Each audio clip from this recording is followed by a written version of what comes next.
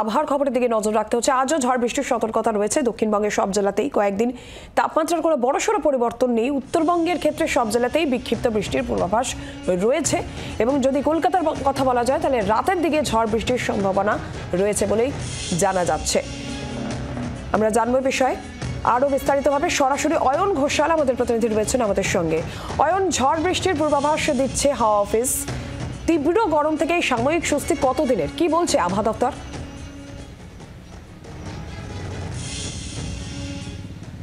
মৌসুমে প্রথম কালবৈশাখী গতকাল পেয়েছে কলকাতা এবং সেই কালবৈশাখীর হাত ধরে যেটুকুই বৃষ্টি হোক না কেন, দমকা ঝোড়ো হাওয়ার ফলে কলকাতা শহরের গতকাল রাতের তাপমাত্রা পরশুর তুলনায় 5 ডিগ্রি কমেছে, যা এই তুলনায় স্বাভাবিকের থেকে প্রায় 4 ডিগ্রি কম।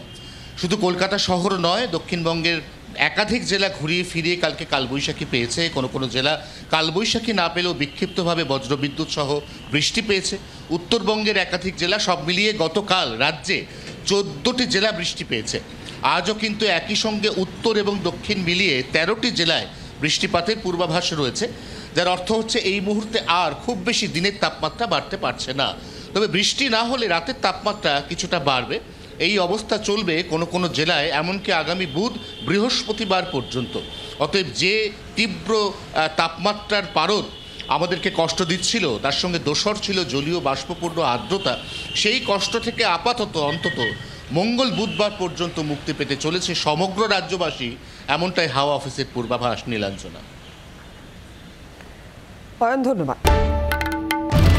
বাংলার আওয়াজ, বাঙালির আবেগ, জি 24 ঘন্টা।